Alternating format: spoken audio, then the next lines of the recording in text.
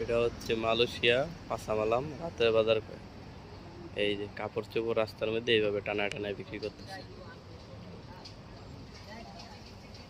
অনেক কিছু আছে, মেয়েদের আবি যাবি শুরু করে সব কিছু বেছে এখানে। আজকে তো বন্ধ, বেশি দোকানপাট নাই, চলে গেছে গা। তাহলে এইখানে বইরা থাকে, অনেক কিছু উঠতো। মালয়েশিয়া পাসামালাম কাপড় চোপড় এইভাবে বিক্রি করে এখানে রাস্তার মধ্যে, এইভাবে কাপড় চোপড় বিক্রি করে। এইখানটা পুরো ভরে থাকতো, এই রোড থেকে শুরু করে, এই দিক থেকে শুরু করে পুরো রোড ভরে থাকবে।